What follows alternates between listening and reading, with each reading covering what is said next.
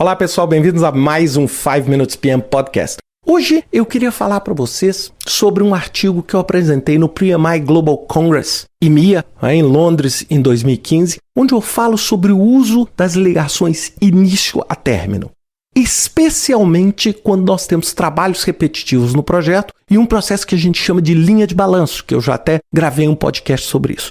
Então deixa eu explicar o porquê disso. 99,9% das pessoas não entende para que existe ligação início a término. Porque a maior parte das pessoas tem um entendimento errado do que é predecessora e do que é sucessora. E a maior parte das pessoas tem uma ideia de que predecessora é que vem antes cronologicamente e sucessora é que vem depois cronologicamente. A gente sempre está ligado assim. Predecessora é aquilo que vem antes no tempo, sucessora é aquilo que vem depois no tempo. A primeira coisa que eu quero colocar é o seguinte: isso é válido? Sim, isso é válido quando você tem ligações de término a início. Agora, quando você tem ligações de início a término, nós temos que redefinir o conceito de predecessora e sucessora. Predecessora é aquela atividade que gera a dependência. É uma ligação lógica. E sucessora é aquela que recebe a dependência.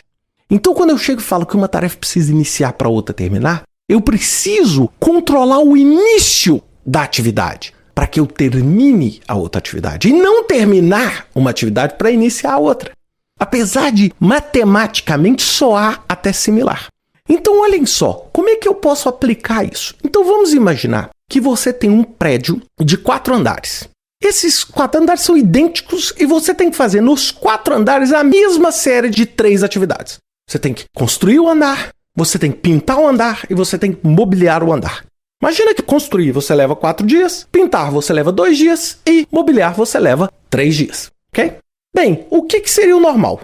Você constrói em 4, pinta em 2 e mobília em 3. 4 mais 2, 6, mais 3, 9. Em 9 dias você tem um andar. Bem, para você construir o andar de cima, você pode criar umas relações de dependência. Você pode falar assim: eu só posso construir o segundo andar depois que eu construir o primeiro. Então você faz uma ligação término-início, uma ligação convencional. E aí você faz o quê? Liga o primeiro andar no segundo, o segundo no terceiro, o terceiro no quarto, a construção, porque você não consegue fazer isso. Construir o quarto andar sem ter o segundo. É uma ligação física. Agora, vocês perceberam que são 3 atividades diferentes. Não necessariamente os recursos serão os mesmos, vocês concordam comigo? Não necessariamente quem constrói parede é quem pinta a parede, e muito menos quem carrega a mobília. Então imagina que eu tenho 3 equipes. Se eu ligar a pintura do primeiro andar com a construção do primeiro andar, a pintura do segundo andar com a construção do segundo, a pintura do terceiro com a construção do terceiro, a pintura do quarto com a construção do quarto, vocês vão ver que a equipe de pintores vai ficar ociosa.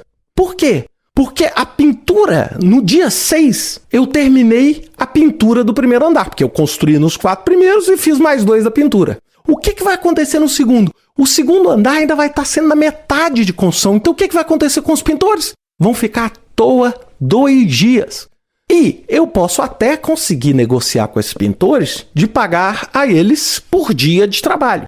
Mas a maioria das vezes eles vão estar mobilizados. Eu não consigo simplesmente chegar para o meu recurso e falar: vai embora para casa, volta daqui a 2 dias. Perceberam? Então o que eu preciso fazer? Eu preciso compactar esse trabalho. Eu preciso colocar todas essas atividades de pintura encadeadas, mas de uma forma que não atrase o meu projeto. Então o que eu faço? Na hora que eu chegar lá no quarto andar, eu começo a ligar de trás para frente a pintura. Eu chego e falo assim: olha, para você terminar a pintura do terceiro andar, você tem que iniciar do quarto. E você faz uma escadinha inversa. Eu tenho esse artigo está no site, vocês podem... Faço uma escadinha inversa. Então é como se eu fosse um caminho com ligações início a término, no primeiro tipo de trabalho de construção. Depois eu volto todinho ligando os inícios com os términos. E com isso eu faço o quê? Com que, por exemplo, a pintura do primeiro andar aconteça 5 dias depois da construção do primeiro andar. Aí você fala: mas por que esses 5 dias? É porque não interessa eu pintar antes. É preferível que eu pinte na última data possível para eu não atrasar meu projeto. E eu consigo compactar. E eu não pago pintores dias que eles não vão ter que trabalhar. Então essa é uma aplicação clara e simples do conceito de início a término. Sempre lembrando, o conceito de início a término é: uma coisa precisa iniciar para a outra terminar. Eu gosto de dar 2 exemplos. Imagina que você está trocando um servidor. O seu problema não é desligar o velho. O seu problema é ligar o novo. Para desligar o velho, você vai lá na tomada e puxa ele da tomada. Se você puxar da tomada, qual é o problema? É ter certeza que o novo segura a parada. Então o que acontece? O seu problema está em iniciar o novo para assim terminar o velho. É igual troca de turno. Imagina que você tem uma empresa de vigilância. O problema não é o atual vigia terminar o trabalho. O problema é o novo vigia chegar. Por quê? O vigia que está lá terminar o trabalho é simplesmente ele ir embora. Mas para evitar isso, o que você fala? Você só pode ir embora, terminar, quando o outro chegar, iniciar. Então essa é a lógica.